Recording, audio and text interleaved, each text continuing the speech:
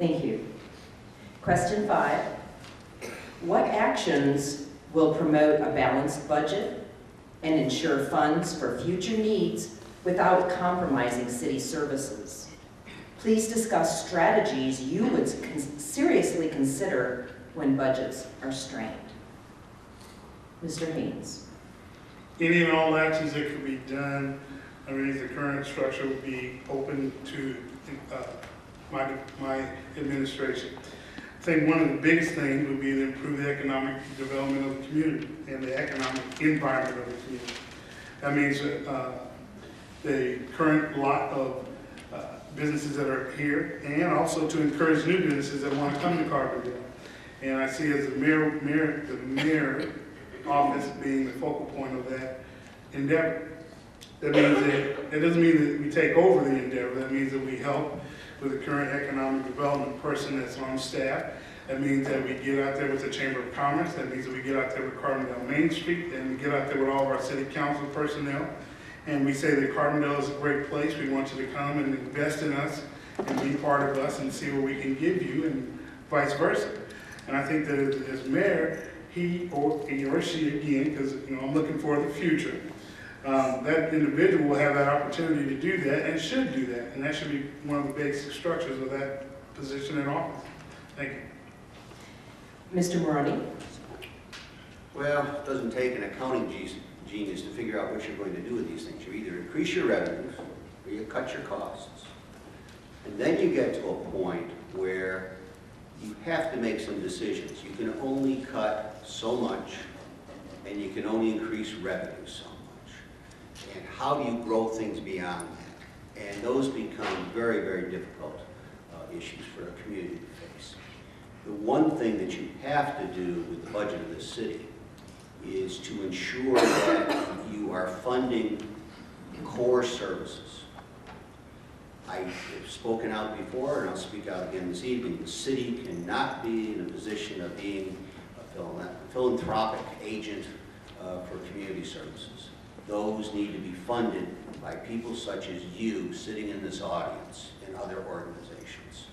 The dollars simply aren't there. So we need to look at what our responsibilities are as a city, how we can enhance the revenues. Bringing in new business, that's great. That takes a while. And I'm not sure we've got a while. There's going to be some very, very difficult choices that have to be made in the coming years, and we won't have that luxury of more money. Thank you. Mr. Fritzler. Well, see, if you want to have a balanced budget, your revenues have to match your expenses. And actually, the last 4 years, I voted against the budget because a lot of times they weren't a balanced budget because we were borrowing from our balance fund to balance the budget, which you can't borrow from your savings because that's not really considered revenue. There are different sources we can look at increasing revenue. One that I would like to see done, which you'll have twofold, by increasing our litter fine. I lived out in Oregon when they increased the litter fine to $500, and in some states it's even $1,000. It was amazing how quickly the state of Oregon got cleaned up, by having a fine of $500. Because once you start issuing, even $500 fines, the word is going to get out that hey, these guys are serious, and we're going to clean. Aren't going to stop throwing things out the window. I mean, the other day I stopped at a red light. I was looking out the window. It was one of our nicer days. And I counted 30 cigarette butts just outside my window. And I'm going $75, $150, $300. If it was $500, it'd be several $1,000s in fines right there that we could be collecting and going into the general fund. Also, code violations. I think if we take that seriously and start issuing code fines fairly and properly, the word's going to get out as well, and a person will be able to start collecting some different additional revenue. But we need to cut back. There's always room to cut back. There's been a lot of excessive travel in the last few years. How we promote the town with our hotel motel tax. Thank you very much. Thank you. Mr. Goldman. We can nickel and dime this community to death, and every time we do that, we become less of a community. And I think it's going to take some very, very careful study and looking into at what point have we really ruined the quality of life of this community. There are 3 ways that we approach this. One is to cut the budget, and that has to be done. The truth is, however, to know when you're making the right decisions with cutting, and that's very, very difficult. The second, of course, is through increased funding through taxes, and that is not a very popular idea. I personally do not support taxes unless they are very, very essential. But the most important way, and this is the most important way that the mayor can lead this city, and that is to grow the economy. We are not growing in population, we are not growing in revenue, and we've got to take that into account. I have proposed a new economic development issue called a technology innovation zones to take advantage of the location of the airport. There is so much going on over there. We have so much talent in Carbondale that we do not utilize. These are the entrepreneurs, these are the technology people who know how to build the economy. We need to look there. Thank you. Question number 6. What does it mean for a mayor to be business-friendly in Carbondale? Please be specific. Mr. Maroney. Well, I think in the past, this issue's been talked about every election. This community is not business-friendly. And then the next election, they say the same thing, this community is not business-friendly.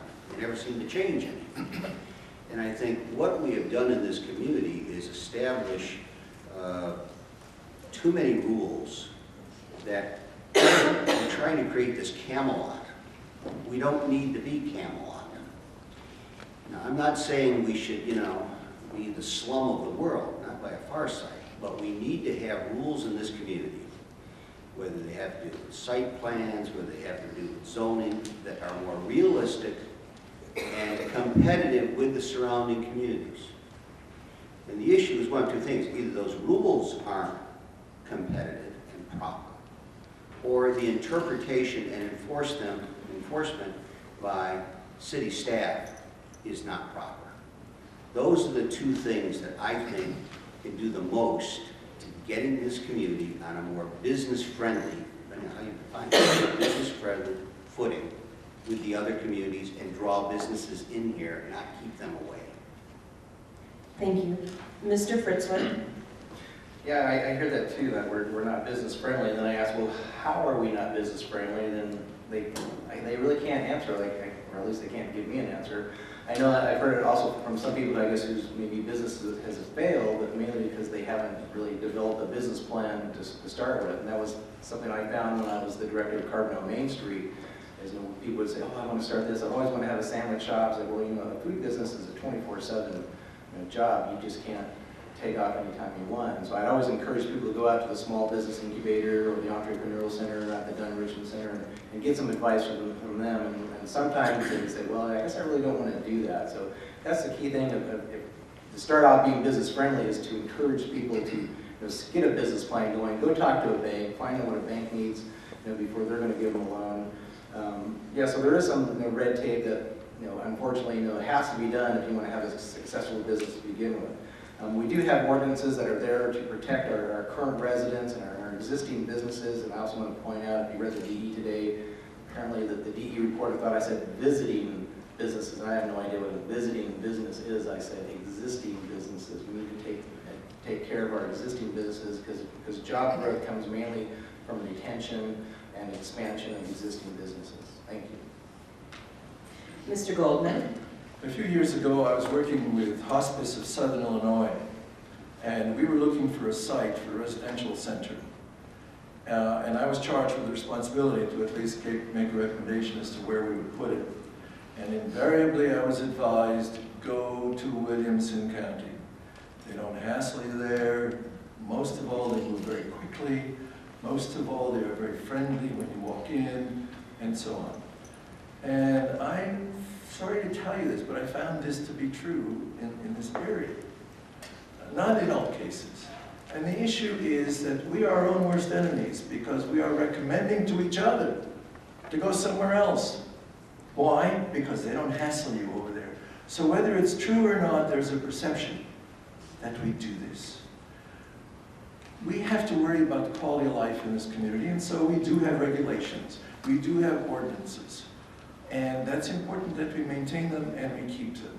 On the other hand, We can handle requests in a timely fashion. We can handle requests a lot faster than we do that right now. We can be more friendly with entrepreneurs who come in and say, I want to start a business. And then we hand them the reasons why they cannot do that easily. We can be more friendly. That's really just a human behavior that could solve a lot of problems. Thank you. Mr. Haynes?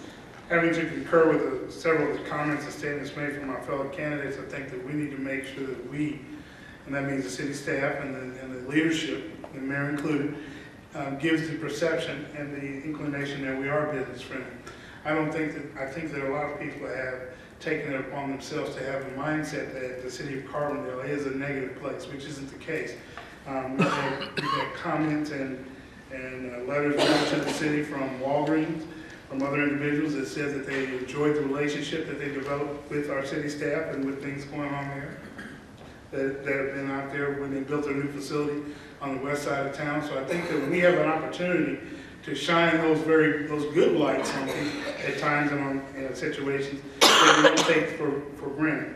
One of the things that I would suggest or continue to suggest as being the next mayor would be out there every opportunity that we can get to talk to the people that are coming in as developers, to make those relationships one-on-one, because similar to what Dr. Goldman said, when you have personal relationships going on, when you have people who talk to one another, when you have people who are in front of each other to have a face pointing out there, you can always have better conversation and more distinctive conversation.